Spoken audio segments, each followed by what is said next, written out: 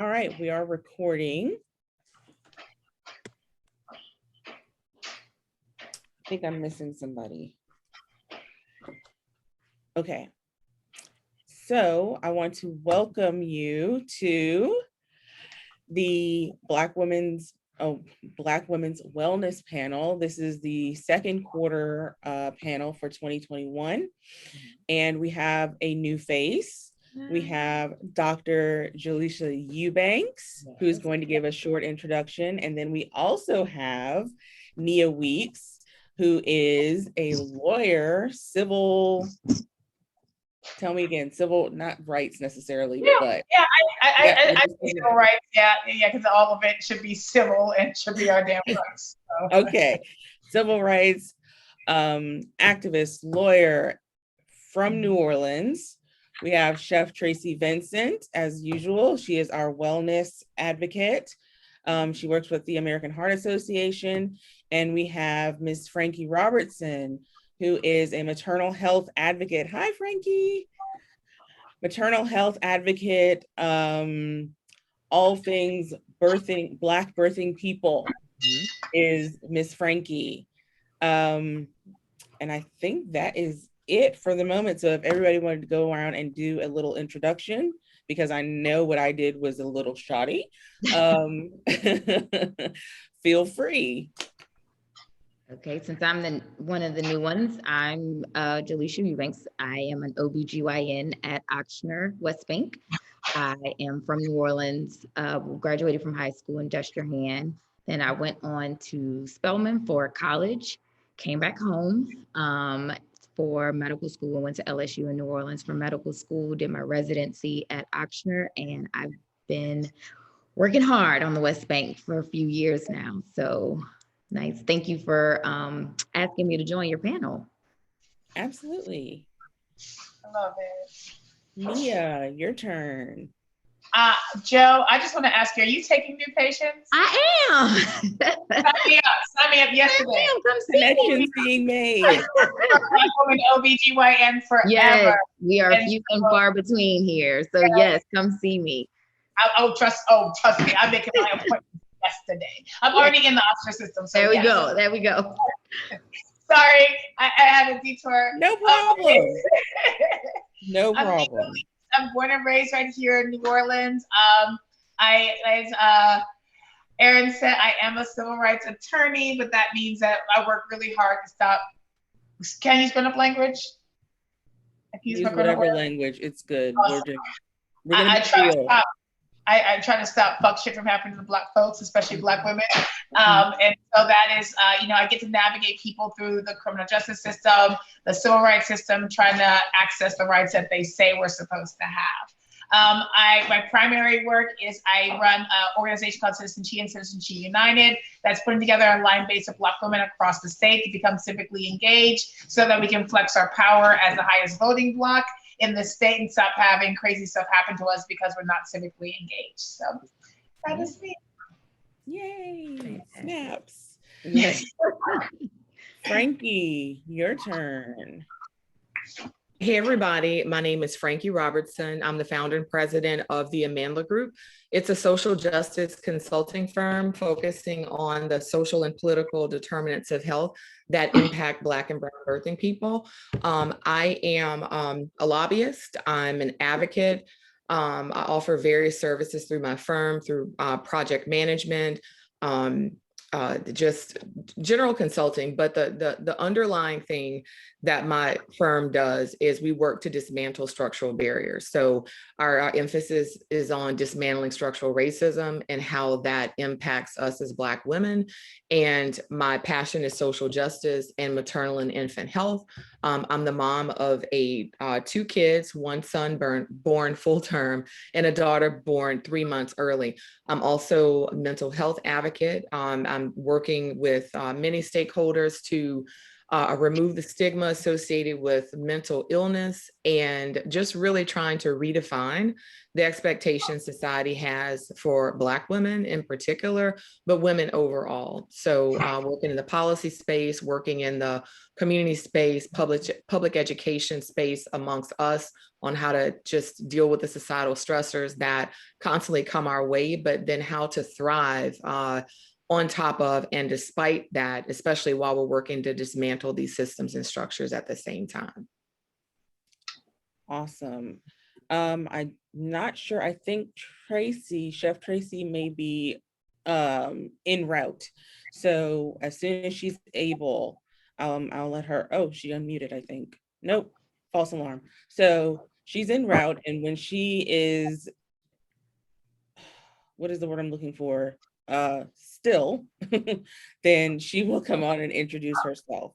So today we are going to hit two huge topics. The first one, and I want to get this one done before Nia has to make an exit. And oh wait, Nia, you have something going on tomorrow. Do you want to let everybody know what's going on in Baton Rouge tomorrow?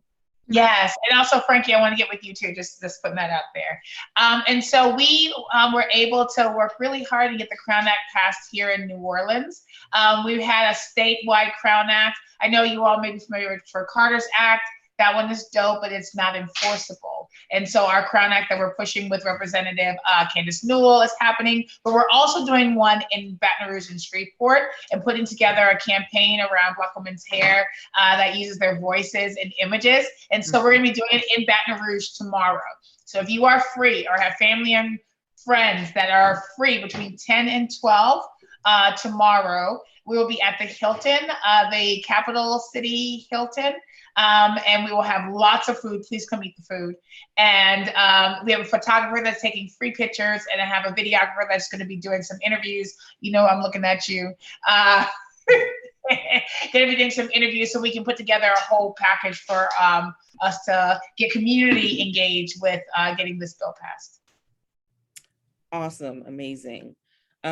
So first topic I want to introduce is, there are more people entering the room, pardon me. So the first topic I wanted to introduce is the topic of the all-encompassing stereotype of the strong Black woman. Okay, I want to dismantle this stereotype because I feel that she completely undermines our mental health, our physical health, our emotional health. And I want to open the floor to you ladies, and let's hear what your opinions are on this subject matter.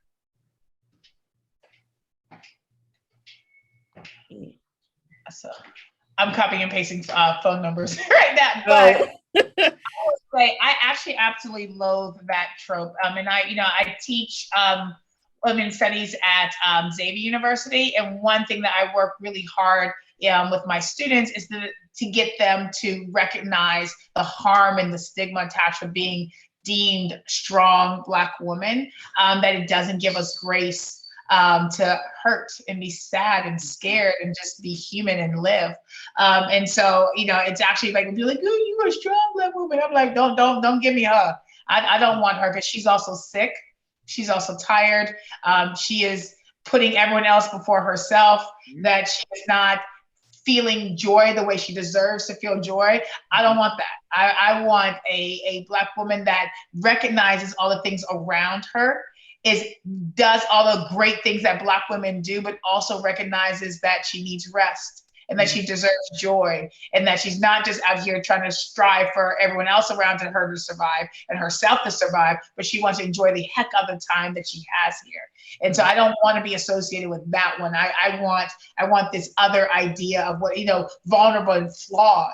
And I don't have to wear my hair right. I don't have to, be right. I can cry when I'm sad, and I can laugh loudly when I'm happy. Like, that is the stereotype that I want to immerse. And I'm with Nia on that. you know, for a very long time, I bought into that. And I think that as Black women, you know, we internalize this, you know, society expects this of us. And for many decades, we've had to do that to survive. But, you know, I've tried to think of this from the standpoint of not only what we owe ourselves and the generations to come, whether it's our offspring or little girls who are looking up to us, family members, but we owe it to our ancestors to be able to do better in terms of rest, because they did what they had to do to survive. And many of us right now are doing what we have to do. But if there's any way to dismantle that mindset and not pass that down to future generations, and also benefit now and do better and just really reprogram ourselves and what society expects of us within, you know, the power that we have, it would be beneficial to all of us and those that are yet to come. One of the things that, even though I've bought into that for a very long time and I'm really working hard to change my mindset, it didn't really hit me until I was in the NICU with my daughter when she was born early. And I remember just really going through the most, what I was definitely hands down the most difficult time of my life, and the months after that. And, you know, people would reach out and they were just so well-meaning. And one of the things that sticks with me from that time of them trying to say encouraging things to me was, I remember quite a few people say, oh my gosh, I'm just calling, you know, to check in with you. And they would say, well, how are you doing? And I decided I wasn't going to lie. I didn't know exactly what to say because I didn't know how I was doing. So I just basically said, I'm going to say I'm hanging in there. And that was as true as it could get. I'm hanging in there. You know, some days are good, some are bad. And for some reason, and I don't have to wonder because, you know, we've all internalized this for the most part, is that that would be processed by, you know, well-meaning friends, you know, and they would say, you are so strong. And that little comment, I knew that it was meant in the spirit of sisterhood, but it just really stung because I was pretty much, you know, at what I would say as close to a breaking point as possible. But yet somehow I was strong and I wasn't, you know, and I wasn't striving for that. That was the thing. So even in that most vulnerable moment, I was still considered strong when I was trying to keep it together for my family and for myself. But it was never meant to be with accolades that you're so strong. I was like, I'm not trying to be strong. Like, I want to be vulnerable in this moment. And I'm actually, for once, admitting I'm not okay and hoping that this will begin some dialogue. And still the expectation was that, you know, you're so strong. So I, for one, am trying to definitely pass down and do better for my daughter because I don't want her to have the weight of that on her shoulders. And I'm also trying to spread as much information as I can with the platform that I've been afforded to talk to other Black women like myself to talk through this. And hopefully the time for change is now, but then also stressing the importance of reprogramming and reconditioning those whom have accepted that of you and form those expectations. So even though I may be ready for a shift, I basically told people for like 20 years by my actions, this is what you can expect of me and this is how I am. And now that I'm trying to unlearn that, it doesn't come as natural for those who have defined, you know, who I am. So not only do we need to realize that, those around us have to also come to the table and understand that, because their expectations of you don't change once you have set that course for yourself. I completely agree. I think I'm still battling. I'm very proud of you, Frankie, because I'm still battling not being that superhuman superwoman.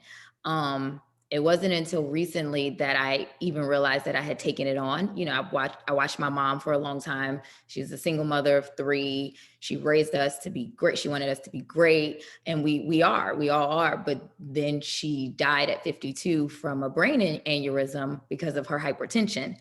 And so even through that, so I was in residency at the time and I was working nights. And so I just recall my sister and my little brother was in college. And so we sent him back to school, but I was working. I was still working. Like, my mom was on a ventilator for maybe, I think like 2 weeks, and I'm working. I'm going to work at night at 5 and getting off at 7, I go relieve my sister who's at the hospital so she could go do whatever thing she needed to do. And then I go right back to the hospital. And it wasn't until I think much later that I was like, okay, I think I need Medicaid, because another milestone came. I was going through a divorce 4 months later. And so I was like, I had lost a whole bunch of weight. I started passing out in the OR because I wasn't eating. And this had never had, even pregnant. I used to be in the OR at 39 weeks pregnant. This had never happened to me before. And so finally I was like, okay, a friend had to pull me aside and she's like, do you need medication? And I was like, I need medicine. Like, I need medication. And then I think I got through that and then just went on in life. And it wasn't until recently that I'm in weekly therapy to deal with all that I deal with. And my therapist is like, you need to be, and I'm still trying to come out of this superwoman, cape, mom, wife, doctor, sister, like all around whatever I am to everyone else, because she's like, you need to be intentional about your time. You need to be intentional about your rest, because I'm not sleeping. I have insomnia. I have so much to do. I'm just trying to be there for everybody and myself and my patients. I love my patients. I have patients who book with me just to come tell me the update on their life. And my therapist is like, that's not normal. You're OBGYN. I was like, I know, but they feel comfortable talking to me. So I have to be there for them. And I'm on vacation, checking messages and checking results so that I can because I feel responsible for these patients. I go in for every delivery because I know they want me there, but sometimes I'm just tired. And I feel the burnout. And so I've started becoming intentional about my time. Like, I go to boxing on Saturday morning because it makes me feel good. On Wednesdays, my husband, don't ask me to cook. It's not happening. Don't ask me what we're eating. I don't know, whatever you bring, because Wednesday is my tub and wine day. And if you don't eat, I'm sorry. I have started, because I feel like I'm so responsible to my family. Like, they didn't sign up for this life. So I need to be there, and I need to cook, and I need to clean, and they need a mom and a wife because they didn't sign up for this life. I did. And I felt bad, but now I'm like, okay, the housekeepers are going to come. I want them, instead of every 2 weeks, they're coming every week. When we can't eat, figure it out. I am trying to come out of that because I can see how exhausting it is. And I see how other people see us. And when we do have the moments where we can't hold it together, it's like, what's wrong with you? It's, why are you crying? Why are you having panic attacks? Why can't you handle this? And it's like, I'm already taking on 10 times more than everybody around me. And then when I feel like I express that I can't take it, it's, what's wrong? Like, why can't you take it? You can do everything. You are everything. And so it's not only unhealthy for me, it's unhealthy for the people around me. So I'm starting to be intentional about saying, I am not okay. Like, even this past week, I think I had an emergency session on my lunch period with my therapist because I have so much. I just got married to my amazing husband, but that was a process. And then it was his birthday, literally 27 days later, which we celebrated in Dallas. So I had to plan that. And then on Monday, my whole family is going to Universal Studios to celebrate my daughter's birthday. So I'm doing that. And in the meantime, I'm at work and surgery and this and that. And it's like, I just couldn't take it anymore. And I was like, he was like, do you need to go talk? I was like, I need to go talk. And even just thinking about talking about it gave me a panic attack. And she told, this is not normal. You have to let some of these things go. You have to start looking at it different ways and dealing with it in different ways, because I'm doing it until you fall apart is not healthy. And so I am being intentional about not being anybody's superwoman. Now, I have a question about this. Did anybody want to add to that? I just want to add an amen. It's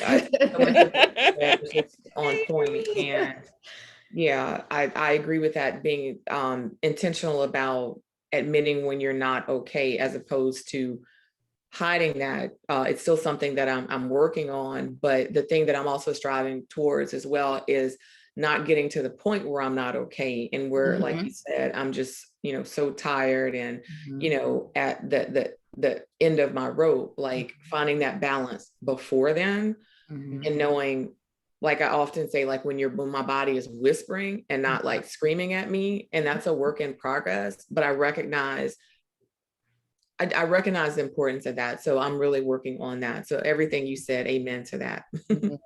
Yes, the snaps.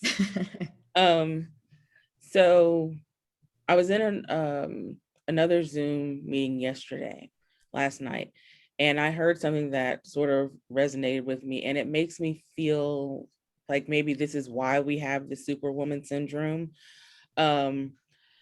Somebody said they were talking about children, and they were saying that Black women, we coddle our sons, but we raise our daughters.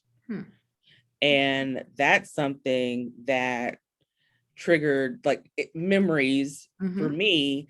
Just, and it was little stuff like, I know my grandmother helped raise me. It was my mom and my grandmother who raised us. It's four of us, and I'm the oldest.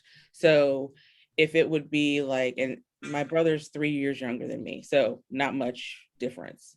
But when it comes to, oh, well, the gutters need to be clean, and you need to climb this ladder and do this, and you need to do that, it was always me that had to do it. And he could be just sitting in his room, and is that an example of that? And or is that just her wanting us to be independent, wanting me to be able to take care of myself and do for myself? Because she also showed me how to check my oil in the car and top off all the fluids in the car. I don't know if she did that with them, with my brothers, but I know I certainly got the lesson, and then when I went off to college, one of the main things she told me, now you cannot wean a car off gas. I said I wasn't going to try, but okay. So is that an example of raising the son and raising the daughter and coddling the sons? Is that something that grows into the S on the chest, cape on the back, or is that just wanting us to have the options of being independent? I think it's a little bit of both. I mean, I kind of had the same experience. It's three of us. My sister's about 8 years older than me. My little brother is about 7 years younger than me, but I was the one who stayed home a lot with my grandmother. And by the time we were old enough to stay home alone, my sister had gone off, to college and kind of was doing her own thing. So I was taught to cook. I can cook like somebody grandmother named Mabel. And I mean, I'm not just saying this. I'm like, people are like, what you cooking? Oh, like, my mother-in-law and father-in-law come in town and like, are you cooking red beans? I'm like, sure. So, I mean, I cook like my grandmother. I clean like my mother. I make sure, I was always told, don't ever depend on a man's money. Make sure you make your own money. Make sure you know how to take care of yourself. And I think it was because, like, again, I said, my mom was a single mother. My grandmother was a single mother. So and my grandmother was there were 2 girls out of 11, but she was one of the oldest. So she had to take care of all her brothers. I've watched her had to take care of brothers and her sisters, and they all depended on her. Kind of the same thing with my mom. She was one of 10, but everybody looked to Jackie to see what was the next move. What should we do? So I think it was because they had to be so strong. They needed you to be as well. It's like, I can't sing you out in this world. And my sister got the same thing. She knows how to cook. She knows how to pay bills. We all are well. My little brother, he does, but he's a little spoiled. But it's the fact that, hey, I know when you go out into this world is as a Black woman, this world is not gonna give you anything. So I need to teach you what you need to know to survive. My mom dropped me off at Spelman, and she didn't call and say, are you eat? She made sure I had a room and board, a meal plan, and books. Take care of yourself. If something happened at school, go up to the office, figure it out. I had to figure my life out. Although she was there, she gave me the tools that I needed, and she expected me to implement them because that's what she had to do. And that's what my grandmother had to do. And I'm sure her mom, and so on and so on. So not only is it a perpetuance of the superwoman syndrome, it's because that's all they knew how to be. They had to be superwoman. They didn't have a choice. So I need to teach you what I know. So when I'm gone, you can take care of yourself. So, you know, and my little brother though, oh, he came along and my grandmother cooking sunny side up eggs for him and pick him up and Devin needs this and Devin oh my god, like the most, I mean, I just couldn't stand him when we were young, and that's also contributing to you know, coddling their boys, and the women, you got to get out of here and take care of your business. That's real. You know, I will piggyback off of that as well and say that, you know, I do agree with you, everything you said. I think on top of that, though, I think that Black women, we show our girls love and care by giving them the tools to endure what the world has for them. And I think that we are all very clear, you know, even as we're moving in, you know, civil rights space and, you know, more advocacy for Black women, like for Black folks, that does not include Black women, right? That does not change the narrative for Black women. Like I really, you know, we have to like say her name. We have to like constantly go, us too. And they're like, yeah, but not really. And so like, we're very clear that the world has not caught up in any way, shape or form when it comes to care and concern for Black women and girls. I mean, we will sit there and like, my children and I go to every protest and we will be out there all day, but like, where were they for Makai? And like, and I'm like, are you kidding? This was a child, a baby girl that got shot by the police. And I'm sitting there debating people as to whether or not she looked like she was a grown woman. And you know, you know, we're debating people about the damn R. Kelly shit. And I'm just sitting there like, at the end of the day, these are baby girls. And y'all know that these men pull up at these schools constantly. And but like, it's all their fault. And, you know, no one protects our baby girls. And we know that. And so because of that, we have to overly love our girls differently by protecting them in a very intentional kind of way. And, you know, and we know that when our girls have the skills to endure the reality of the world, that they are able to survive longer and better. And like, we haven't even talked about enjoyment, we're talking about just survive. And we know that for us to endure and be able to survive, we have to instill this resilience, which that is a word that I hate, because resilience is in the same gumbo pot of strong Black women. We have to instill that into our girls just so that they can have a layer of protection, because if they don't have that, the world will not forgive at all. And, you know, and I even think about like the things that my dad would tell me, you know, a man doesn't want a woman that doesn't earn her own. So you got to be like, even my dad was like giving. When we think about the way we talk about relationships to our girls, you know, our boys we tell them, you know, do whatever you want. Our girls, don't trust that man. Don't do this. Get on your own feet. Don't, you know, we all this stuff that disconnects us from partnership and like pushes us away from the desire to have partnership, because we know that if we lean on somebody and they drop the ball, we don't know if we're going to have the skill set to survive on the other end. And so, you know, like there's this, you know, it's also like, you know, every time I'm in a room, every time I'm in a gathering of Black women, it's this whole thing that happened that's so different from spaces with other people. You know, and like, you know, Frankie, I know, you know, moving in politics and political spaces, that crap is crap.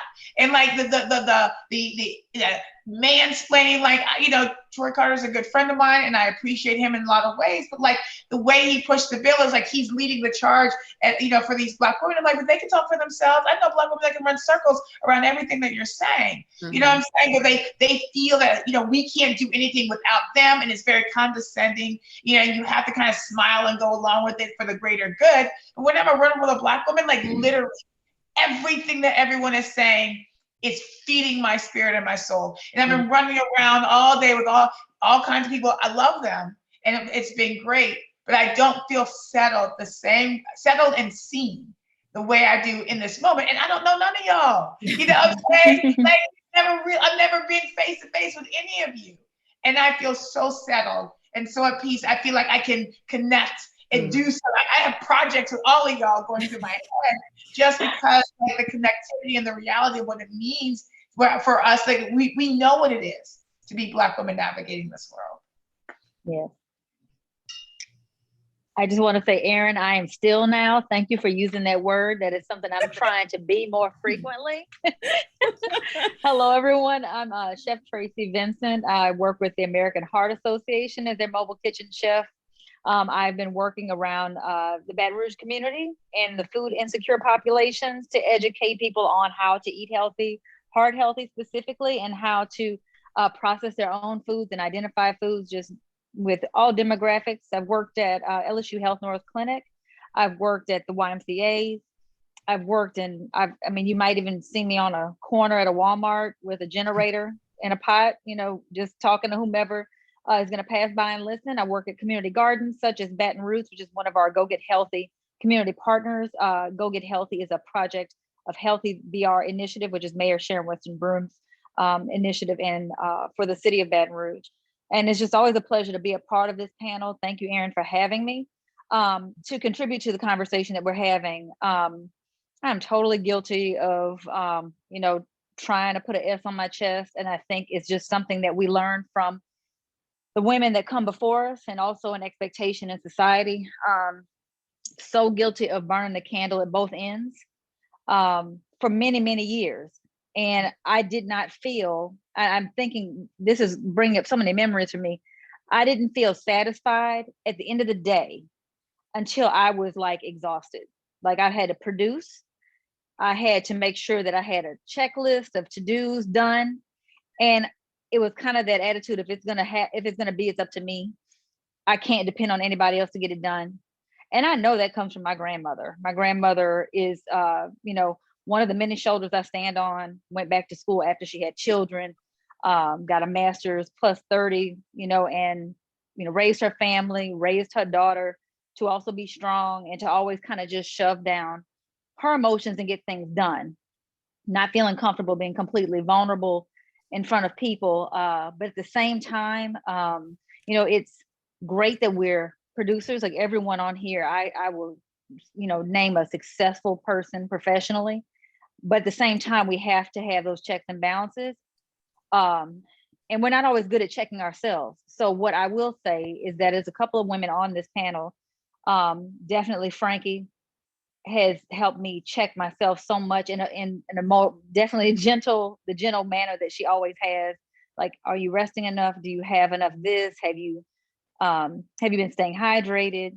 You know, have you been putting your feet up? You know, Erin, I love her approach is more, you know, of the hard loving, like, oh, that's just crazy. You know, you need to do better. And but even with that hard love and you know, and the approach that Frankie has, it's still holding me accountable, which is, I think, one of the ways that we can help solve this problem going forward until society catches up to recognize that we are these vulnerable beings and need to be, you know, not carrying a stereotype of the strong Black woman, and that we can be vulnerable and we have needs and we can't carry the world on our shoulders.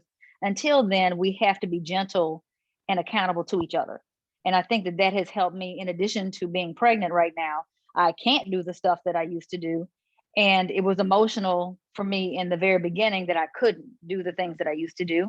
But this child is in some way saving my life. He's putting a mirror up to me and saying, look, you need to slow down. You can't do what you used to do. And if you try, I'm gonna show you, you need to put your feet up, because that's all you're gonna be able to do anyway.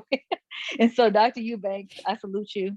Black OBs, thank you so much for all the work you're doing. Y'all are just awesome. We couldn't get through this without you. Like, it's just so amazing to be able to look at another Black woman while you're pregnant and get some like, okay, yes, okay, she gets me, and not having to explain everything about what you're going through. That's a huge relief. Yes. So that was the big thing with this panel. That's why I started this panel. I wanted a safe space. We could express whatever it is we're feeling. We don't have to apologize. We don't have to explain it. It just is what it is. Yep. Yeah. But Nia's gonna have to go in a minute, and I just wanted to bring up this one point.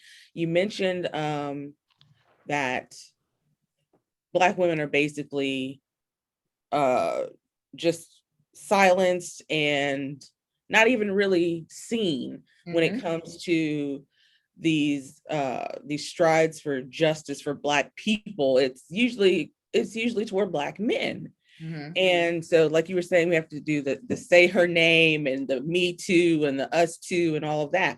So I am of the mind that with all of this policing that's going on, and, you know, it is absolutely disgraceful, disgusting, and terrible when a Black child, a male child, is killed because of X, Y, and Z that make no sense. It is. But they will always get more coverage than a Black girl.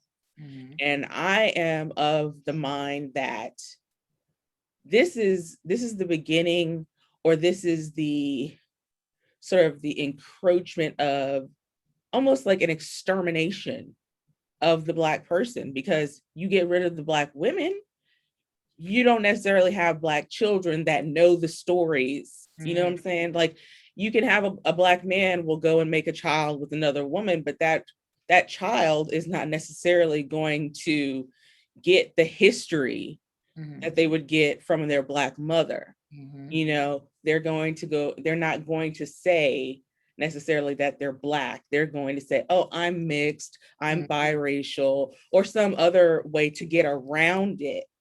And I don't know, I just wanted to see if anybody else had that opinion. Does that make sense to anybody else? Because this is what I'm feeling right now. We are silently being exterminated.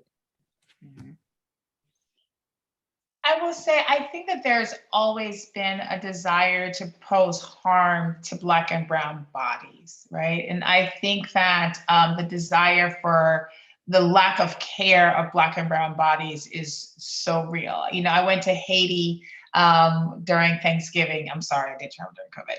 I went to Haiti and they looked at me and they said, why do you say Black Lives Matter? That does not make sense to me, because they had no idea what it means to live under a regime of white supremacy, because, you know, the idea that a Black life doesn't matter was so foreign, right? Because, you know, like, you know, that's the level of revolutionary space that they had in Haiti. And it made me contemplate so much more on the lack of care and respect for Black bodies as a whole. You know, I think that there has, and then, you know, when you look at, you know, when we say we the people, you know, we weren't people. And the further you disengage from yourself, from the hegemonic culture, which is Protestant white males that are straight, that own land, the further you move away from that, the more detriment, the less citizenship you get to enact. And so the reality is, as Black women, we are at the lowest end of that totem pole, out of consideration, even within when we navigate in race, even when we navigate in gender, the intersection of those two puts us at the bottom of the totem pole. And so I think that there's always been a desire for not necessarily the eradication, to me, of Black women. There's just a lack of respect for Black women's bodies as a whole. And so if that means that we are no longer here, then that's what that means. If that means that we're not able to make childbirth choices, if that means that we're not able to make economic choices, you know, I mean, like it's across board. I will say that I do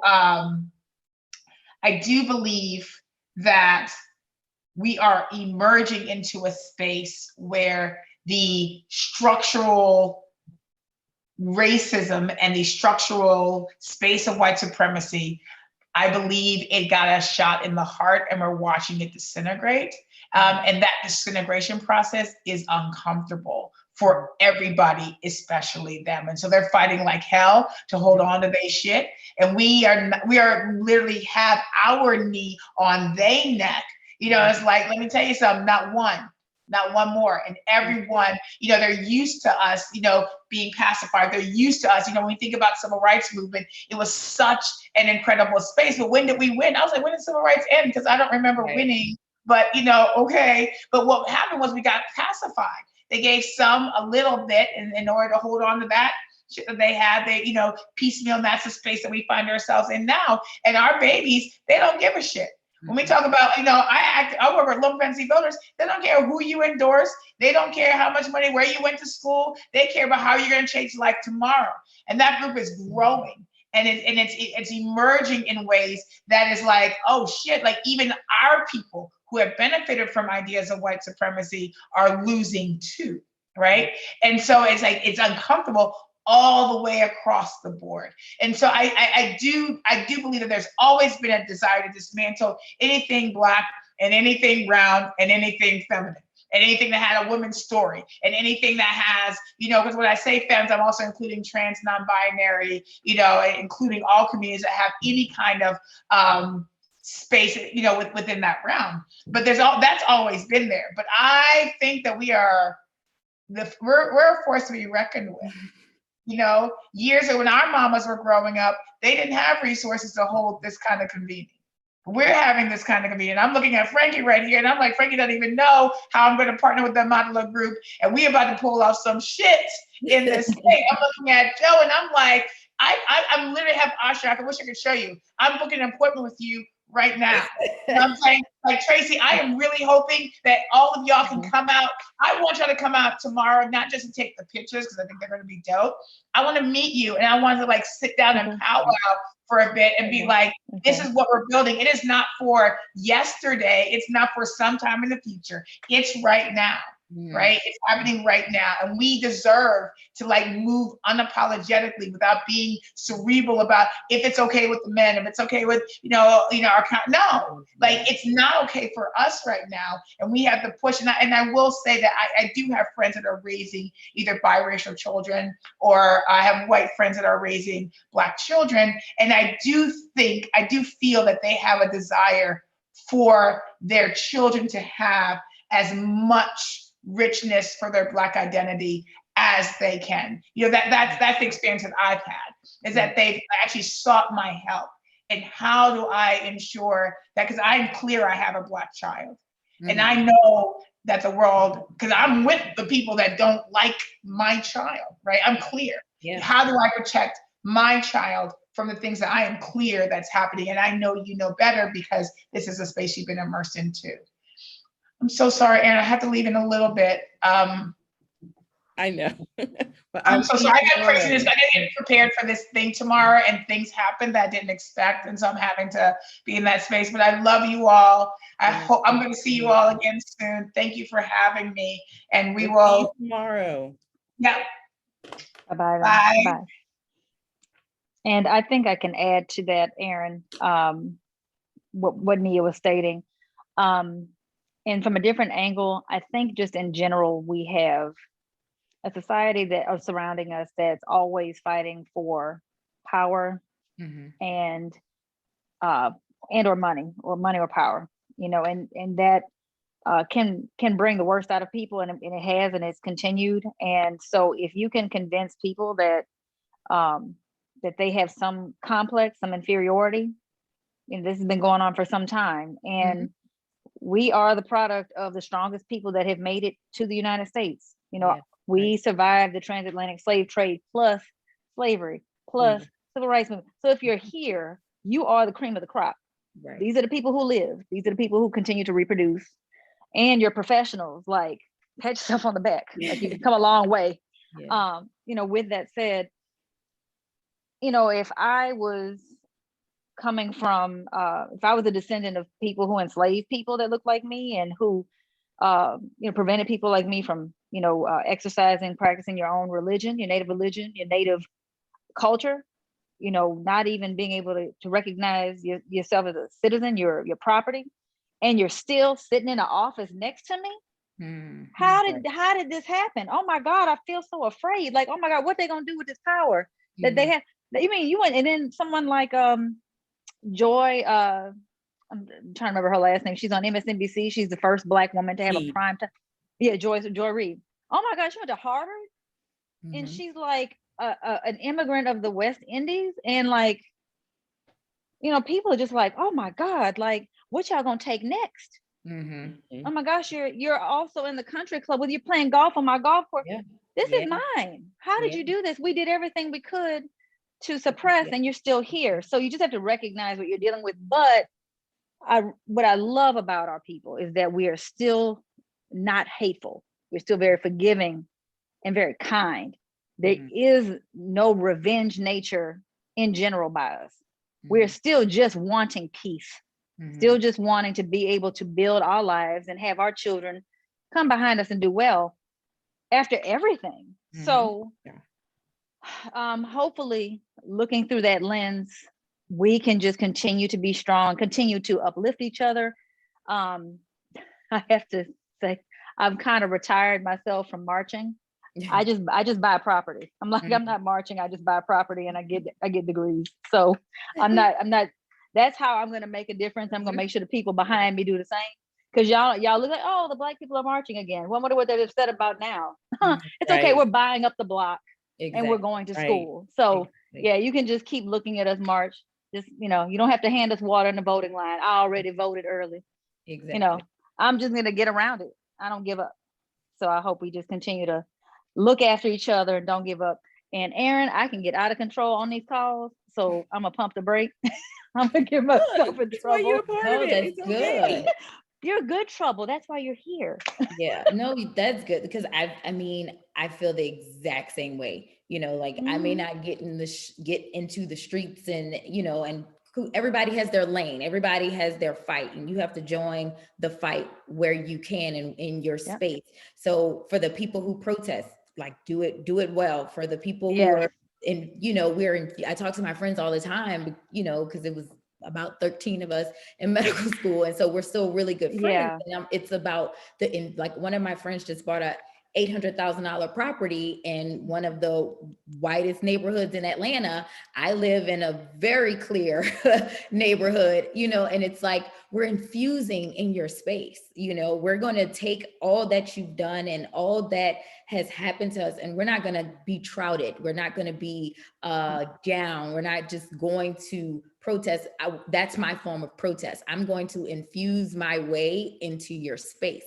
So, that, as Nia was speaking of the intersectionality with being Black and a woman, we had the civil rights movement in the 60s and the women's rights in the 70s, Right. but it's like once the Black men, once the civil rights movement hit and they got some of what they needed, and we started voting and they started seeing things happen. It was like, okay, that happened for Black. We've helped Black people. And then the Right.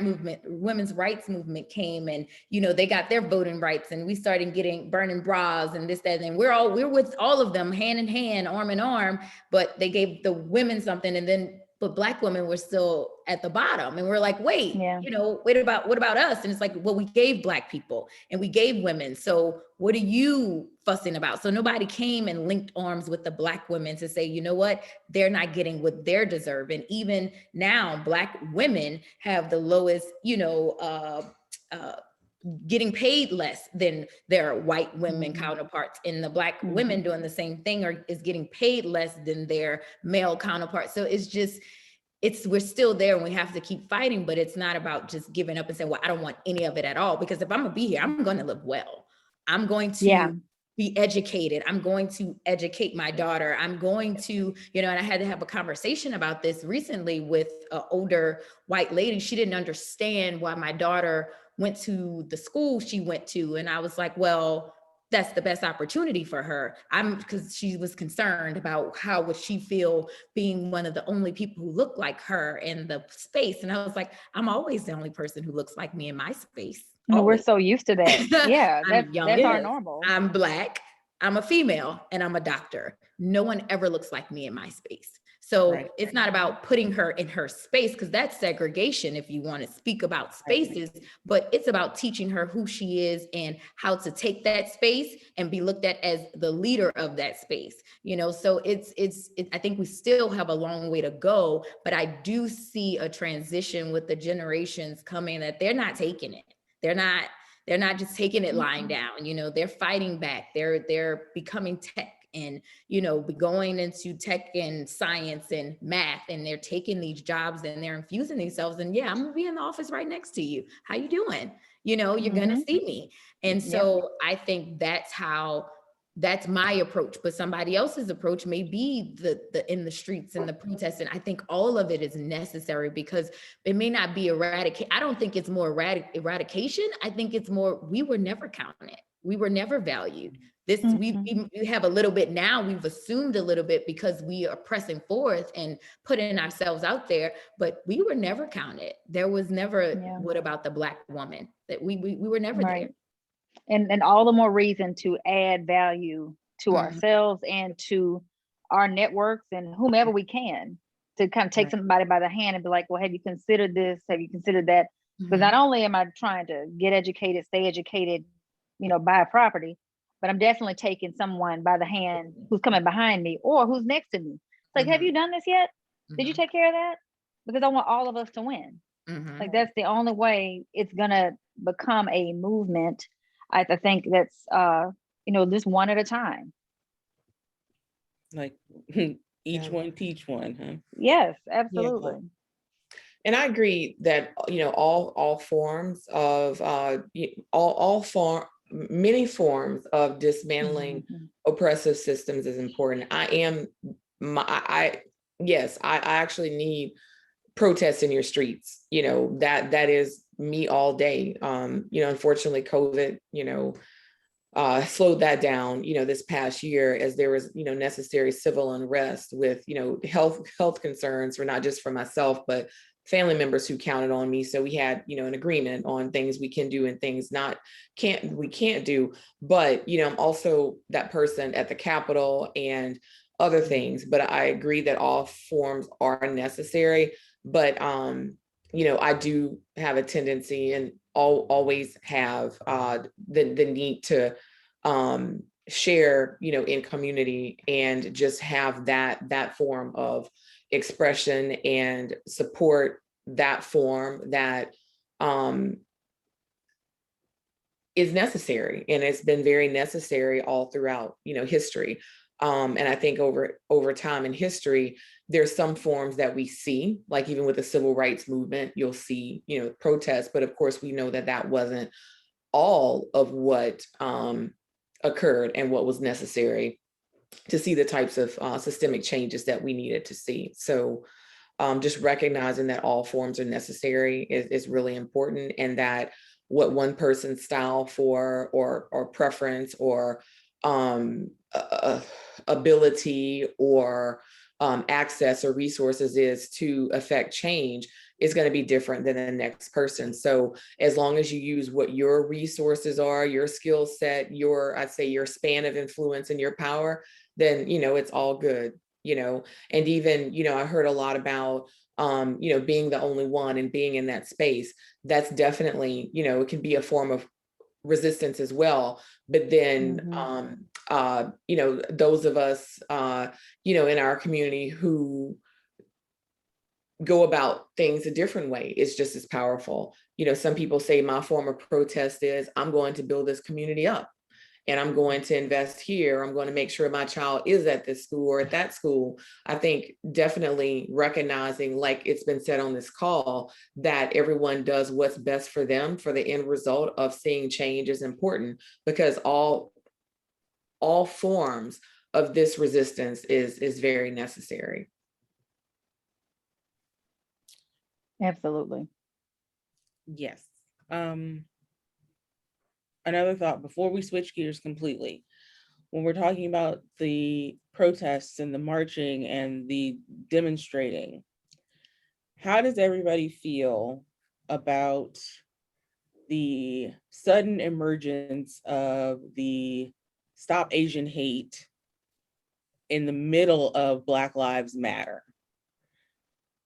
Does it not? Okay, so to me, it seems like it's sort of a juxtaposition of the model minority versus the less desired minority. And it seems to me like it's trying to take focus. It's trying to take precedence, but focus from Black Lives Matter. Does anybody else have anything else to say about that? I've seen, I said that's definitely what happened. I'm so annoyed by it. And not that I don't think that, the Asian Pacific Islanders bills and, resistance or whatever isn't fair. They should have their fight too. I think what annoys me is how quickly they got things changed. Like we're already seeing bills passed and, it's so highlighted everywhere. And it's like, and I haven't heard one person yet say, well, why does Asian Pacific Islanders' lives matter? They're not being met with the same resistance and discouragement. It's just like, it's accepted. It's like, it's on. And if you speak about it or you speak not against it, but you highlight the fact that their movement is being treated very differently than our movement, it's, oh, well, you don't think they should, they're being targeted and they shouldn't be included. It's not about inclusion. It's about the differences. And that's the problem. No one, and that's why Black Lives Matter is important, because no one is speaking about the differences. We still don't have our bill passed, and we've been fighting for, however long. And it's like, it's been very urgent. Days. It's been a good 30 days and they have bills, and it just annoys me so much. Yeah. I just make sure I wasn't the only one. Oh no, I think that, of course, ever since COVID kind of, I guess, made landfall to the US and the propaganda by our previous president, there was violence against Asian and Pacific Islanders. And some of it went unreported, which that part I'm very unclear about why it went unreported. But then with the violence in Atlanta, it's like, okay, we gotta put an end to this. That was the attitude that I felt like not only the media had, but clearly, like, as you said, Dr. Eubanks, there's bills being passed to protect. Organizations have been interviewed and received with like oh my gosh, like, please, we hope things get better for you all kind of attitude, versus like, it's just unacceptable that there's any hate crimes happening to anyone. But of course, more minority unity might be the way to bring an end to that. I was disappointed in that as well, just in a number of things. I would say that what we're seeing is just a continuation of what we've seen in this country from day one. Black lives just have been dehumanized from day one. Yes, the Asian community is considered a minority community, but as Black people, or as enslaved, as Africans brought to this country, we were enslaved in this country. And everything that went into creating this race and class system was done very intimately and intentionally. And to this day, we're still trying to undo it. So yes, we will be met with resistance when we say Black Lives Matter, because whether people will admit it, know it, whatever or not, people have been taught to dehumanize Black lives, devalue and treat us as though we are not human through policy, through actions, through access, through, empathy, and so on. So what I found is, in having conversations with people in the community about Black-white racism, or about racism, or just talking about prejudice and discrimination, or starting the conversation, I'll back up on racism and talking about Black and white. It is something that makes many white people in particular very uncomfortable. And in order to have a conversation about diversity and equity and inclusion, there have been many times and many conversations that I've had where people want to bring up that subject, but they find very creative ways and work very hard to take Black-white racism out of the conversation. So the conversation, and I'm not saying that it should not be inclusive, and I'm not saying that I have an issue with Stop Asian Hate, because I don't.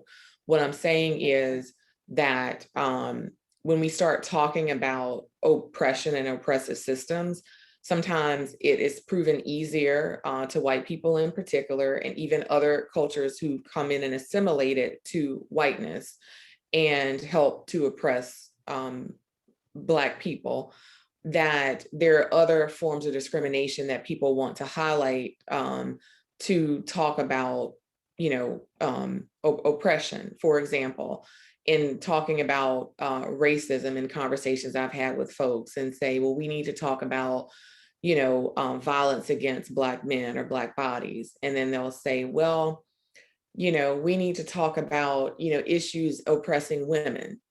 or we need to talk about trans rights, or we need to talk about, well, what about this group's rights? Because we're oppressed too.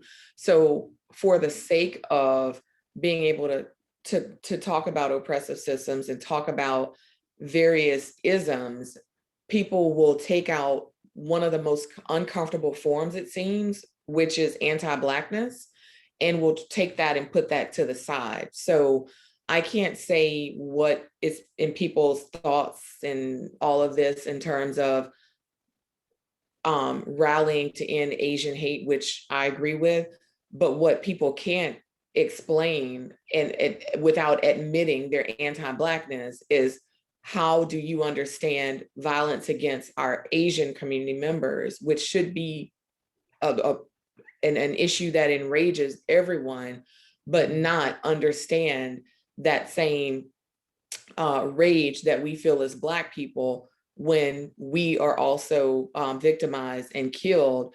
And like you said, Dr. Eubanks questioned about, well, what about all lives? Well, why do we need, this happens to everyone. This percentage of white people are killed by the police every day. And all of these justifications that you get when violence is placed upon our bodies, that's just normalized. It just goes back to day one in America. And these mindsets, these systems, these structures have not changed. We're just seeing how they've manifested, 400 years later, that they're so deeply like entrenched in our society that even well-intended people that do exist don't see it. And the people who are not well-intended, who know exactly what they're doing, are able to hide behind it. And may I add to that, Frankie, just the gentleman who hosts on Comedy Central, Trevor Noah, grew up in apartheid, South Africa. And he speaks about how, his objective position as, someone who's now a host of a US talk show has been very refreshing, because he's able to speak through his lens about what's happening here. And he talks about, like, as bad as things were, and maybe still are in South Africa, he says, we've been able to talk about it. And kind of like, I've noticed every single conversation on race that I have been a part of, or, whether surprise or planned, has always been so uncomfortable, but no one is willing to walk through the discomfort to get to the other side. And there's a lot of talk these days about having conversations around race. When you create a space for understanding versus, oh my God, I'm uncomfortable, we have to leave, we have to stop talking about this, that's when it never gets resolved. And when you do, there are a number of people that I am friends with that I'm able to create that space of understanding and just speak frankly to them about my experiences and what I'm thinking needs to change in order to get to bridge to the other side. It's possible, but to say that has been maybe 2 conversations my entire life where somebody's had an ear like, I truly want to know what's happening that's been difficult for you, that resonates for me, that's, oh my God, that's terrible. And what can we do, not only just in this circle, but as a community, to make things better for each other? Like, but everybody wants to back off of it and maybe even get defensive, like, I have to leave, I don't want to talk about this again, and shut it down. So that's how we keep sweeping this under the rug, and hundreds of years pass, and the same pain is there, the same trauma is there, and it's like there's no hope for improvement or for a better society. Like, what do you even do with that? You keep fighting it. Yeah, you keep fighting the same fight. Yeah, I agree with Chef Tracy on that. Like, right now, there's a bill in the legislature by State Representative, I think it's Garafola, that if passed, would basically shut down conversations about, or as it's called, divisive conversations about things related to race. And I'll put the link to that testimony in the chat, but literally it was like almost 5 hours worth of testimony, very powerful testimony of proponents and opponents, but it's really powerful testimony where the opponents, right, just came out and spoke so unified against this. And it just, there are so many strong attempts to just keep this ignorance and this, you know, whitewash history and just maintain the status quo. And this bill really would do that by making sure that the classrooms are not talking about things like critical race theory and just, you know, talking about systemic racism. And one of the things that I heard over and over was that, you know, would make students uncomfortable. Well, it never spelled out white students, but Black students and Black folks are uncomfortable every day. When the children in my family, whether it's my child or a niece, nephew, cousin comes home, and in, you know, the year 2000 plus, you know, to 2020 or whatever plus 2010 plus, there's still workbooks minimizing the impact of slavery and saying, you know, slavery wasn't so bad. And we're still talking about Christopher Columbus like he did something great. That makes me feel uncomfortable as a person, and it makes my the children in my family feel uncomfortable when I have to explain, okay, for test purposes is this answer, but just so you know, is this answer. And then having conversations with children earlier than what you're necessarily wanting to have for them, not welcome conversations in school, but having to explain, well, why is this in my book then? Well, why is that? Well, why do I have to say this and that? And then other students that aren't Black, or, you know, who parents may not have talked to them, Black students, but I'm just saying, like, that's uncomfortable. So don't tell me what's uncomfortable for a student learning the real history when, as Black people, we're uncomfortable every day if we're willing to admit that this information is wrong and how detrimental it is to our lives and how much it prevents our society from being able to move forward. In my line of work, you know, I'm working with organizations who are offering, you know, implicit and explicit bias programs to grown folks, you know? So here we are undoing racism within grown folks who have the power to determine if somebody lives or dies. Why can't we stop this in elementary school by making sure our textbooks are accurate? Why can't we talk about what truly happened in history that is still happening now? You know, because a lot of people are speaking about, okay, well, the civil rights movement, it was then. Well, it's just as active now as it was before, but it's not as socially acceptable to be out in the forefront. So you kind of have to look for it sometimes. So we have to stop recycling this and educating grown folks. We have to redo this educational system that we know is inaccurate and dangerous, and make sure that young kids are learning what they need to learn. So we're not catching doctors when they are, you know, people who are going to medical school or doctors, talk to them about, you know, implicit bias, which we have to do right now. Yes.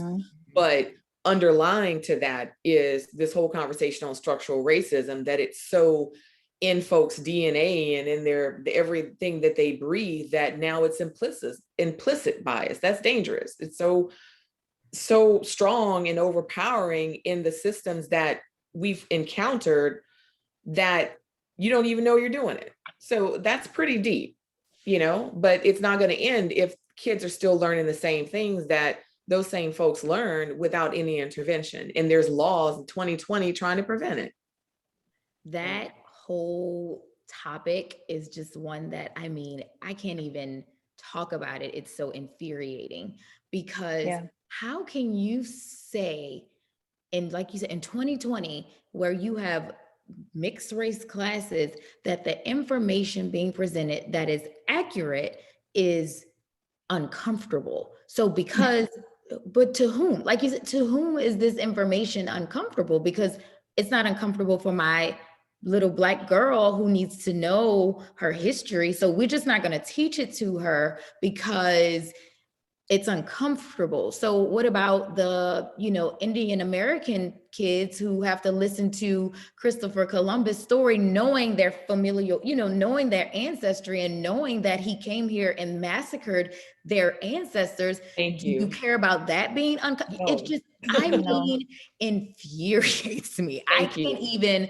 read about it right now. And I know that's silly, but I mean, I'm so upset about it that I can't even read about it. And the fact that it might very well happen. You know, like the fact that it has a likelihood of happening in our legislator because of who we have, the people we have in place, it's one of those that, like, it gives me anxiety. Like, I can't, like, what's going to happen? Like, am I going to have to buy 1980, 1990s textbooks to teach my child what happened, you know? And I'm like, but I joke with her and I'm like, you don't have a choice, you're going to Spelman. But now I feel like you really do need to go to HBCU so that you can learn your history. Right. And I mean, obviously I learned a little in the, because, you know, they have the little paragraph that they give us about slavery.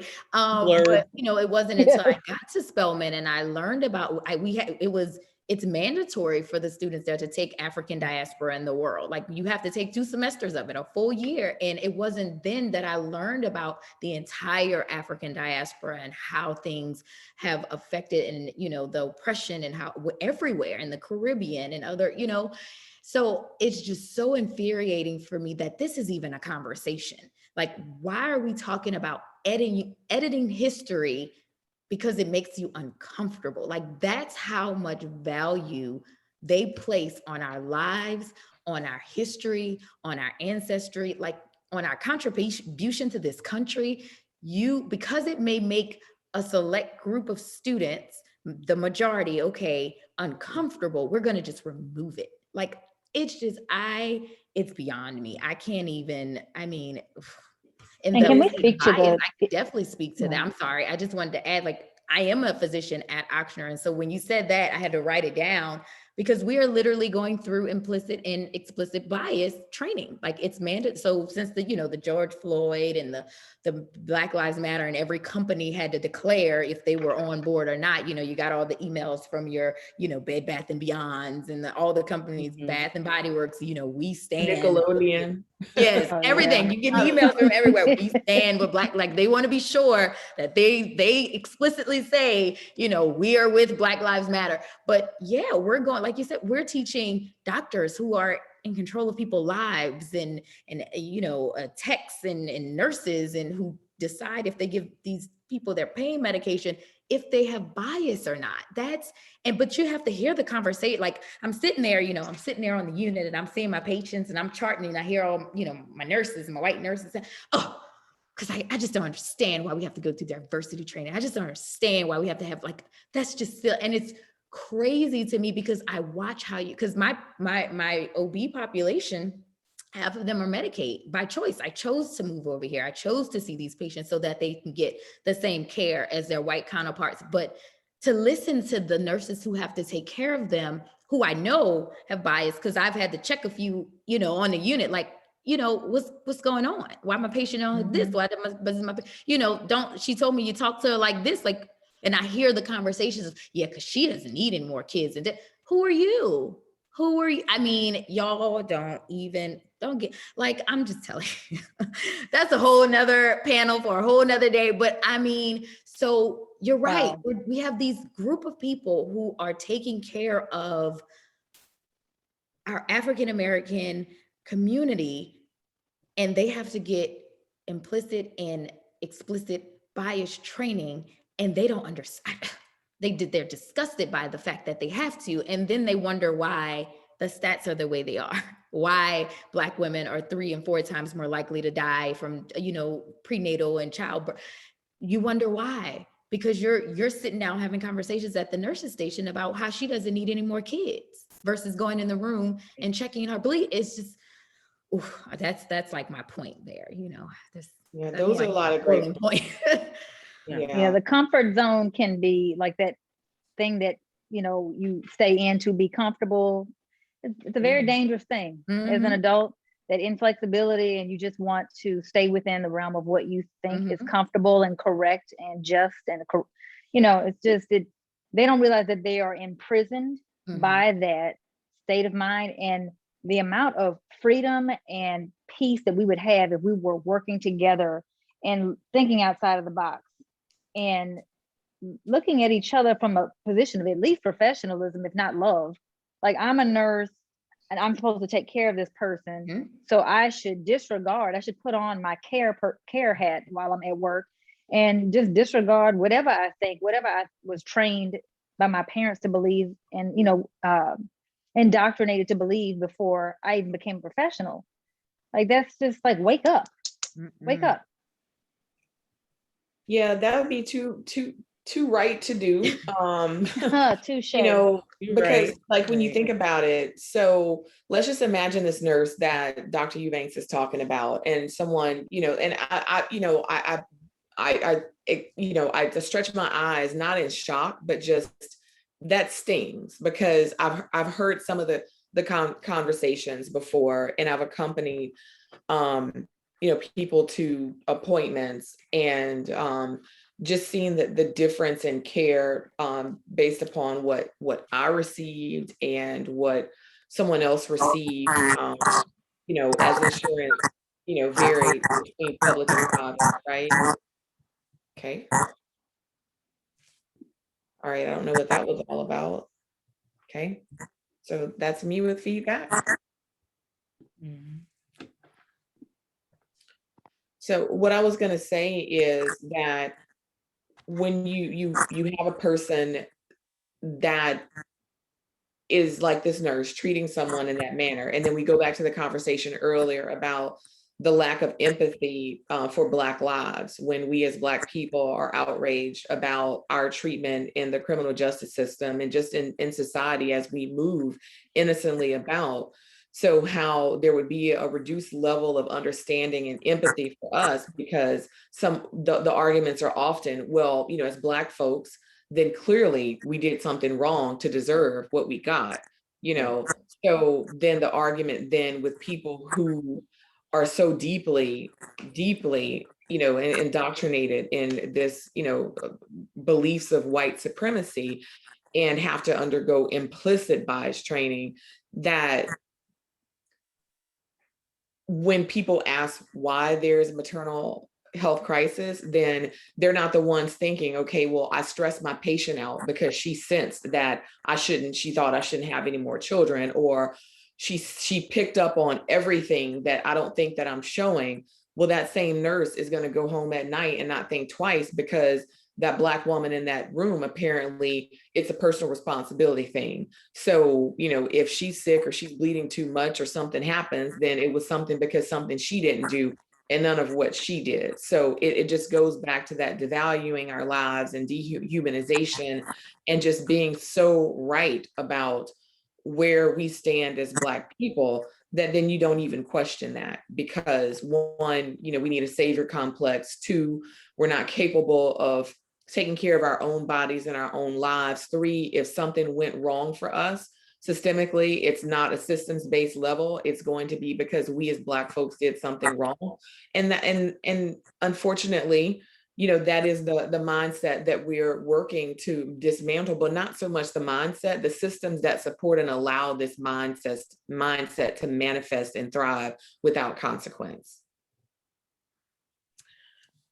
Yes, to all of the things. Yes, to all of it. And I wish we could stay on this topic longer, but we're going to switch gears and we're going to go into maternal health, which Frankie has almost, now that I have feedback, has brought to light. So we want to talk about just, now I'm not a mother, but I know from other people's experiences, I know that when Black women go in to have babies, they don't always make it out. There's a higher risk of us being sick, having preeclampsia, having complications, and all these things. And so I want to open the floor to discussions about just maternal health, from birthing to difficulties with breastfeeding, and just support, midwives, doulas, things of this nature. The floor is yours. Where do you want to start? I mean, that's I don't a even lot. know. I don't have kids. I don't know where to start. Okay, so I'll start off because I do like to talk. I know we have our OBGYN here, so have Dr. Eubanks share it. But and you have your resident pregnant lady. Yeah, the resident pregnant lady. So we got all sorts of representation here.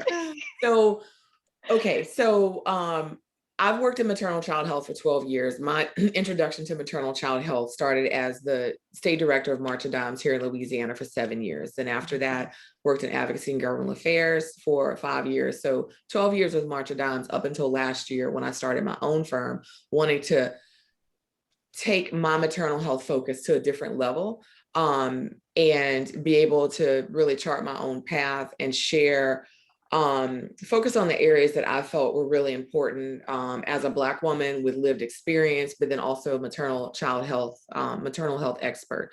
So with that, I'm going to say, yes, there's a lot of talk about, and rightly so, about the hospital side and the systemic natures that exist with inequalities and mistreatment of Black women. But one of the things that we cannot take our eyes off of is the everyday societal lived experience, which is where we started off at, and how those things impact our overall health. So we talk about the issue of preeclampsia, like you said, or uncontrolled bleeding. I will constantly keep going back to society's expectation of Black women. So talking about how we arrived at being high risk in the first place. Why are we seeing higher numbers of, blood pressure elevations, preeclampsia, and various forms of, cardiovascular episodes that are impacting our health? And go back to this issue of weathering and how it starts with our metabolic dysfunction, then cardiovascular dysfunction, and just being an advocate for dismantling the systems that create these poor health outcomes for us, that then produce poor maternal health and birth outcomes. And just talking to us as Black women about coping mechanisms and how to thrive, and placing our mental health first to be able to deal with these systems, like Dr. Eubanks mentioned, in her field and in a lot of our day-to-day, but just not forgetting about what we have learn to endure in this Black superwoman syndrome, and just trying to, everything that we were talking about before, how those things constantly chip away at us, and just being aware of that, finding things to curtail that and offset that as much as we physically can, even though we are talking about larger systems and structures, because when you have that situation and our health has begun to decline, meaning with cardiovascular issues and high blood pressure and so on, metabolic and all of those types of things, then we're met with disrespectful care after that. It's really a recipe for disaster. So, needing to have a specialist care for us because of those issues that I mentioned, when some of us aren't getting basic care for a perfectly healthy pregnancy. Talk about a recipe for disaster. So I don't want to neglect that part for the other parts. And I'm not talking about a personal responsibility thing. I'm talking about everything we talked about before, and how all of those stressors that we mentioned and the expectations that we've placed upon ourselves based upon what we have seen illustrated through our parents and other loved ones who had to do that, and versus how we are expected to just keep pushing forward and press on and, not put ourselves first. That does have an adverse effect on us, and that may lead to those chronic health issues. And we have to acknowledge that first, and then we get to the hospital, and then some things are jacked up there too, right? So I just want to stress that piece. I completely agree. And that's my conversation a lot of times when we're bringing up the maternal health crisis, and that Black people are dying, Black women are dying much more often and for much more treatable conditions in pregnancy than our white counterparts. It's first, we have, being a physician and being on both sides, I see we're sicker. At baseline, we're sicker. We're coming in with the family history or the personal history of hypertension. We're coming in with the elevated risk or the elevated BMI. And so we have the morbid obesity. We're coming in. It's so out of the gate, we're sicker. So I can't, although yes, we need help systematically, and even from the professionals that are caring for these women. At baseline, as Black women, we have to be healthier. And I know, Chef Tracy can speak to, but at baseline, we're not healthy. So when you're starting off behind the line, and then you add the systematic racism and the implicit biases and the lack of resources and the not having physicians who, like Chef Tracy said, speak your language. They don't know where you're coming from. They don't understand. And then like it's going to explode. It's a bomb. It's a bomb that if you move one way the wrong way, it's going off. And that's how we're losing our Black women. We have to talk about, we at Baseline just have to be healthier, because I'm here. I came, I trained, well, I went to the same trainings as everybody else. And then I chose to come here where my population is socioeconomically is just behind everyone else and the Black women, because I need you to get this. I need you to be heard. I don't want you to feel like you're not being heard. I came to a practice that had 3 men and had just hired 1 woman, no African Americans over here at the time. Okay, they're hiring, like they're trying to hire now, but initially no African Americans on the West Bank at all, no African American women. So I'm coming in for you, but when you come, you show up you're sick. So I'm already having to send you to maternal fetal medicine, the high risk specialist, and find you a medicine doctor and find you a psychiatrist because you're dealing with issues or you have mental health issues that you're not dealing with, and find you this and find you that. And it's the resources. And now we're adding the resources aren't there. If you have Medicaid, finding your primary care doctor, you're going to see him in about 4 months. So we're already halfway through the pregnancy. Finding your psychiatrist, not happening. I'm literally calling patients who are dealing with postpartum depression every other day to check on them. Are you okay? Are you okay? That's not my area. Like postpartum depression, yes, but to the point where I'm going to harm myself, I need to get you hooked up with a psychiatrist. So, but I can't do that because you have Medicaid. So I'm calling you, hey, are you okay? Are you okay? How are you doing? Come to my office just for a well check so I can check your mental status, so the resources aren't there. Then we're sick. Then they don't understand your life. They're aggravated because you're missing 2 or 3 appointments, but they don't understand that if one kid gets sick or you have to go to work, because if you don't go to work, they're going to fire you, and they don't care that you're pregnant. So you're dealing with that. So there's a cultural, misstep there. It's just, then in the hospitals, they're not listening to you. You're fine. They think you're fine. You don't look like you're in pain. I hear that she looks fine. That doesn't mean she's not in pain. Assess, she said she was bleeding, but I don't see blood. Well, let's still do the cultures and the urine cultures and the vaginal cultures. Did you check her cervix? No.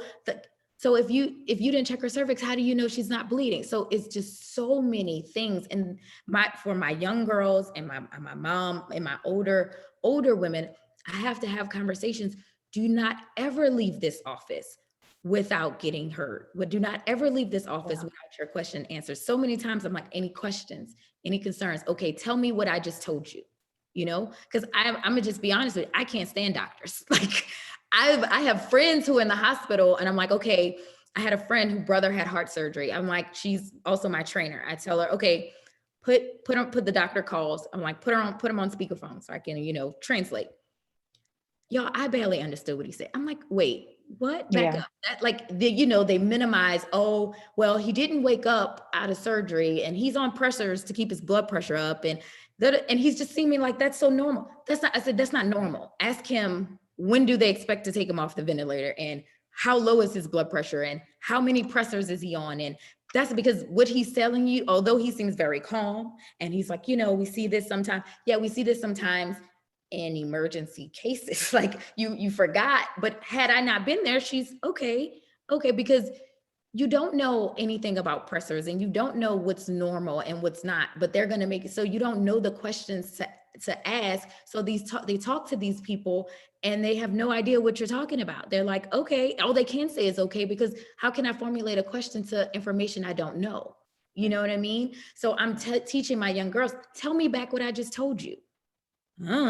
Okay, would you leave Victoria's Secret or Dillard's or Chanel? You pay for a bag, are you going to leave it there? No. Well, when you sign I don't care if you have Medicaid, I don't care if you have Medicare, I don't care if you have private insurance. When you sign that little privacy document and you check in, you are paying me well. I tell them I'm paid well. I like to be paid more, but I'm paid well. You're paying me well for my time. You're not bothering. I'm sorry to bother you. How are you bothering me? You're paying me. Like I am a customer service servant. So although a health provider, I am a customer service. What do you need from me? So if you would never leave a store paying for something and leaving it there and putting it back on the rack, don't ever leave the doctor's office without your questions answered. Don't ever feel like you're bothering them. And if they make you feel like you're bothering them, address it. I'm sorry. Do you feel like I feel like I'm a little uncomfortable asking you these questions. I feel like you're in a rush. Are you in a rush? Do you have to go? Because you paid them well for their time, whatever 15, 20-minute, 30-minute time slot you're in, you paid for that. So don't leave without your question, because so many, especially our community, well, the doctor said, and so why are you doing it? The doctor said I had to do it. What does that mean? Like, why did he say you had to do it? Why did she say it was that you had to take this medication? Why did they start it? So it's just so many factors that's contributing to this gumbo pot of maternal health crisis in the Black community. And I just want to go out and scream and say, guys, get healthier. Guys, ask the necessary questions. Guys, make sure that the person you connect yourself with for those 40 weeks is hearing you. Even if they don't think that's the case, oftentimes, I'm a lot of times like, I don't think that's what's going on. But if it makes you feel better for me to run a test, I'm gonna run a test. You want to know why? Because somebody's gonna pay for it. Your insurance, Medicaid, somebody's gonna pay for it. So if it makes you feel better and it's just a triple double check, let's triple double check, because what is it gonna hurt me for them to draw your blood? What is it gonna hurt me to check your cervix? What is it gonna hurt me to do a swab? It's not gonna hurt me at all. It may take a little bit more of my time, but if my time equates to you living and we getting a successful pregnancy out of this, I'm good with that. I'm good with that. Right.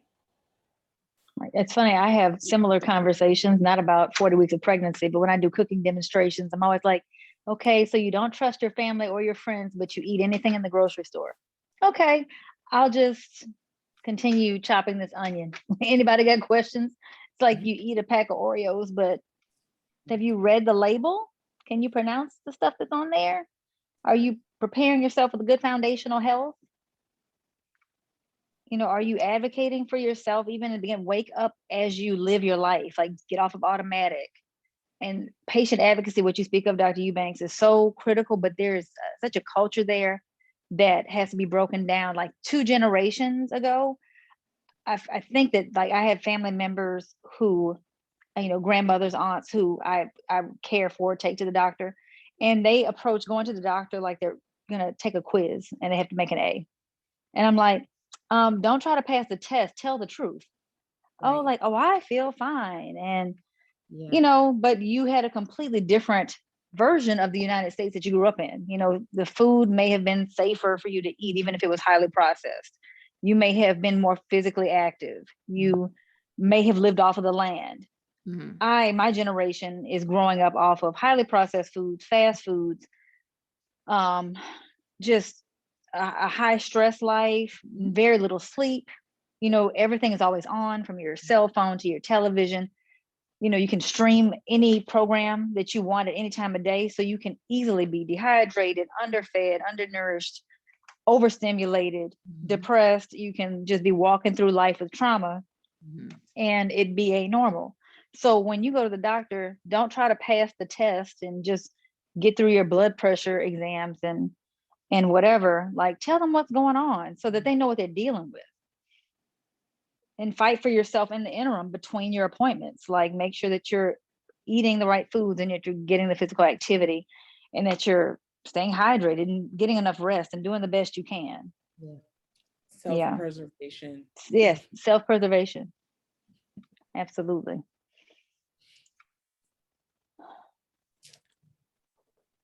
I don't have another question or a topic. But I think we've covered so much, and it was, and so thoroughly. Like I'm gonna say it again, thoroughly enjoyed this panel. Like, this has been epic. It's been awesome. We've touched on all the things. We've defined all the things. We are solving the world's problems right here, right now. That's what we're doing. And somebody's not gonna like that I say it, but it would take a room full of Black women to do it. So anyway, if we could get closing remarks from everybody, that would be great. Also, we need to put, I know we all want to connect, so let's all put our information in the chat so that we can all connect. Dr. Eubanks, thank you so much for being here short notice and taking the time. Thank you, Frankie. Thank you, Chef Tracy. I'm also thanking Citizen She and Nia Weeks, because y'all, I couldn't do this without y'all. I couldn't. And don't say I brought all y'all together or whatever. No, I don't want to hear it. If I didn't have the experts, it wouldn't be anything. So I am so appreciative to all of you for participating. Don't forget to put your contact information in the chat, and we will do closing remarks. If anybody has any little gems or anything specific that you want to leave the room with, that would be perfect. I would actually just add one more thing, and I'll integrate this into my closing. One of the things you brought up was the breastfeeding piece. And this just goes right back into my conversation about what society's expectations of women are and Black women. As someone who has written about my challenges in breastfeeding, there is a lot of, there are oftentimes, as birthing people, we're not informed of potential challenges that may come up.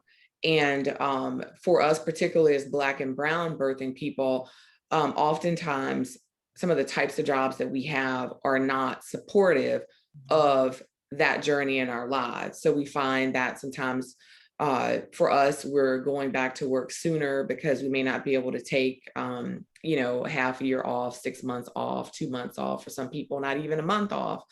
So it's important to understand that this journey is not as easy for some as it is for others, but there are resources that are available for people trying to work through this.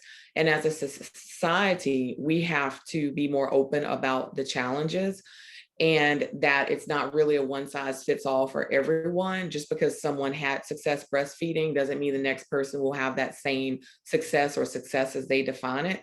So we have to be supportive of people in this journey, not expect everything that we expect of moms right when they had a baby, snap back, get back to work.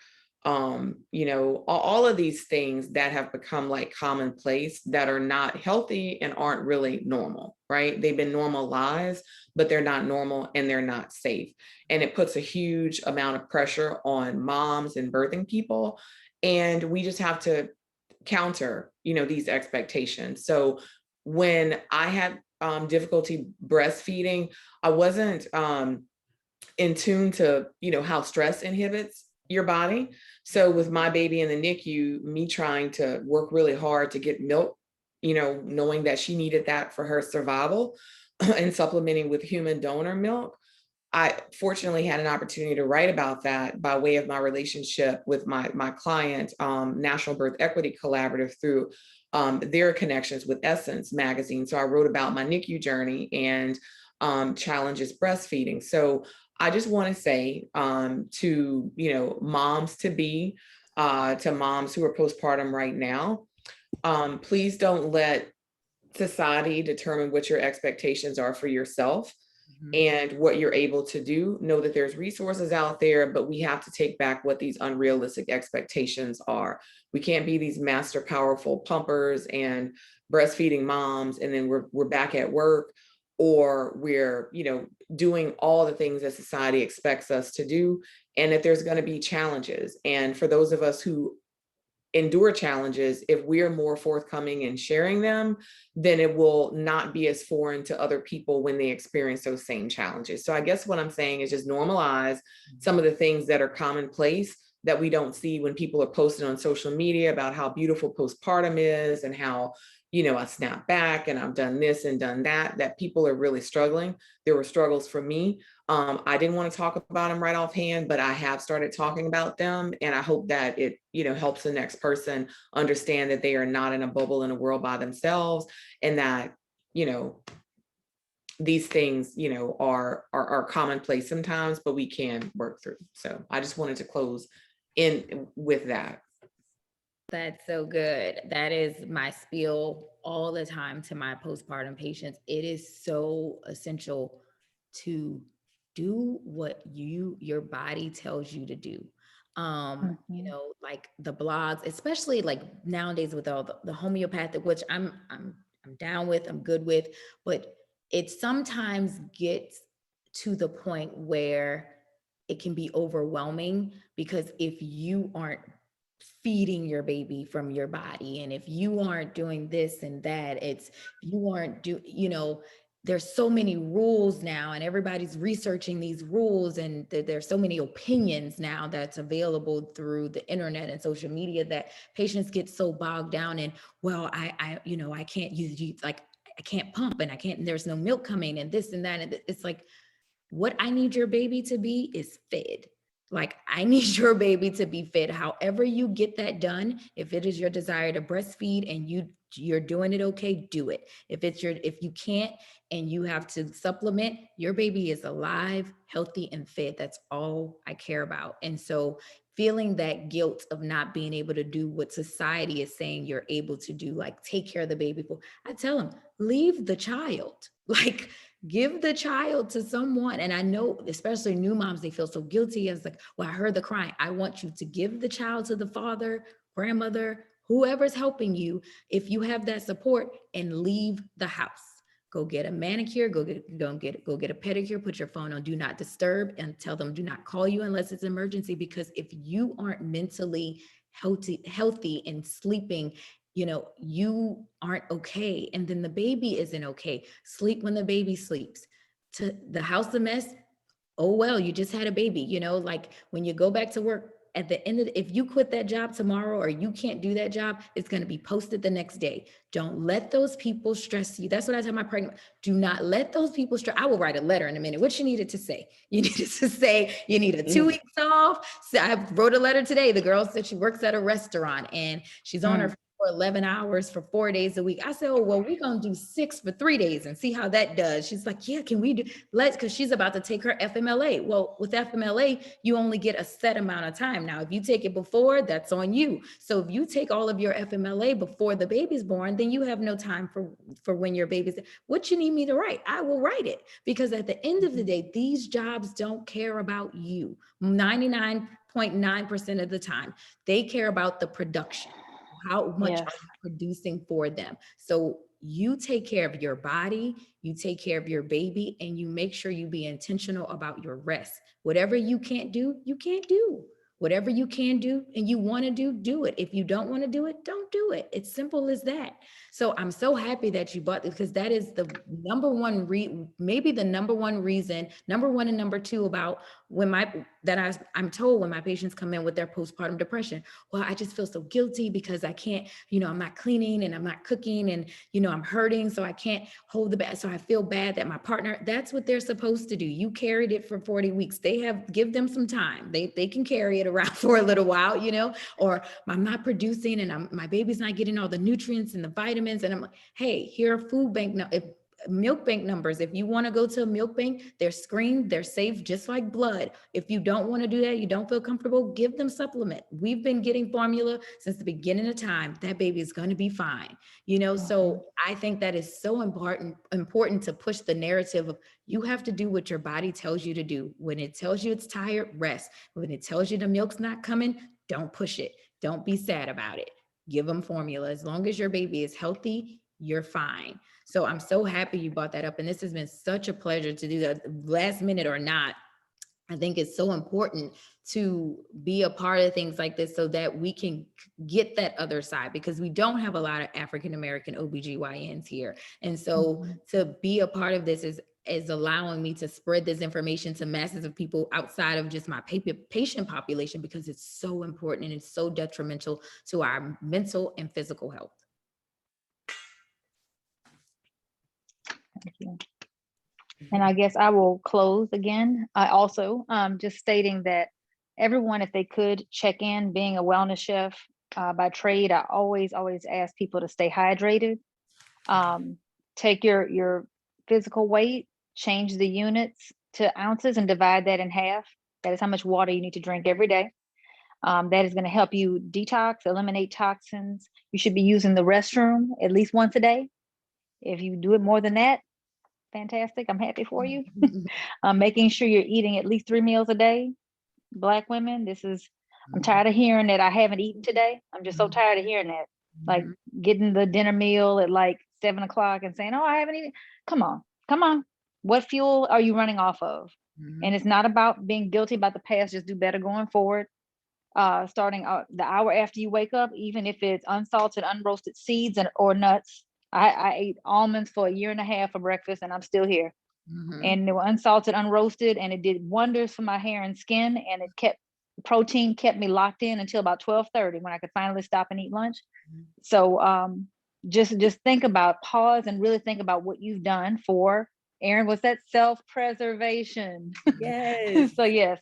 And then of course, most importantly, sleeping at night. It's very difficult to do in this country, in this day and age, when we probably work a day job and a side hustle or business on the side, but you have to make some demands and advocate for yourself before you advocate with your doctor. You have to kind of have that dialogue with yourself. What am I going to do to make sure I'm meeting these milestones that I need to do to take care of myself? Because you're going to get run down and you're going to catch a cold or something. Something's going to start hurting if you don't reach one of these things that I'm talking about. At night, between 10 p.m. and 2 a.m., your body's trying to repair. And if you've gotten a little beat up and stressed out during the day, that's the best time to close your eyes, between 10 p.m. and 2 a.m. And then of course, getting the whole night's rest, the REM sleep, and just getting your body to like help all the metabolic processes between eating correctly, staying hydrated, and then sleeping right. I mean, that's the 3-legged stool. And then on top of that, trying to eliminate stressors. I learned this from Frankie so much, making that choice to maybe not answer that call when you know on the other end that person is going to burden you and maybe even treat you like you're their shrink. Like, no, I'm sorry, I'm not a doctor. If you need to talk to a professional, I'll send you the link for professionals that, take scale-based pay in our community.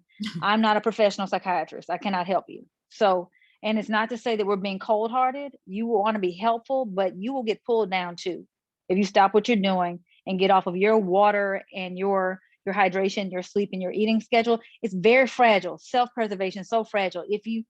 I know every single day I'm not hitting all those marks, but I'm hitting at least most of them. So if I start taking care of other people when I'm trying to survive, I'm gonna collapse. Something's gonna not get taken care of. So just consider as minimally processed foods as possible. Try to get things unseasoned, unbuttered, uncut if you can help it. Try to learn to cut things yourself. If not, get some wonderful fresh pre-cut ingredients, and then try to learn the skill set along the way. And hopefully I'll be in touch with those of you who are interested in learning more cooking skills. I've put my email address in the chat. I have a YouTube channel, so definitely check me out on social media. I'm always showing people how to cut things open and how to process things on their own, so you save money and get fresh food in your house and in your system. So I think I've been preachy enough, and it's been an honor to be on this panel and to learn from you all. Thank you so much for having me, Erin. You're welcome. I love having you. I love having all of you guys. I love having you too. Good. I love the Black professional women. I love the educated, the intellectual, just all the things. I love it. I love it. So yes, I search you out, I bring you together, and then we have these wonderful panels. So thank you all once again. And next time, hopefully, fingers crossed, next panel will be in person. So next quarter, that's what we're shooting for. But until then, hydrate, rest, listen to your bodies, eat I know that's the other part of your stool, Tracy, your three-legged stool, hydrate, rest, and eat, but Yeah. also listen to your bodies, right? Is there Yes. anything else I left off? And then Okay. stop answering the phone for those people who think you're their counselor. Oh, girl, let me tell you this. My grandmother taught me, just because the phone rings does not mean you have to answer it. Tell her Exactly. Just thank because you for somebody teaching knocks you at that. their door does not mean you have to answer it. Yep. Yes. That's my closing remark. Well, I would say also don't buy into strong Black woman. Oh gosh, that's very important. Yes. Yeah. Yes. Very important. Leave the S off your chest, leave your cape at home. It's for Halloween and never, ever, ever any other part of the year. Yes. We have nothing to prove. We are the bomb, and that is the end of the statement. Now stop asking us to do stuff. Stop saying you're so strong. Don't give me nothing I else to know. do. Well, all right, ladies. Thank you so much for participating. We will keep in touch. Hopefully, I'll see some of you tomorrow at the Hilton Capitol Center for the Crown Act videography, photos, and all of that in Baton Rouge. And until next time, yeah, take care of yourself. Yes, please. All right. Bye-bye. Bye-bye.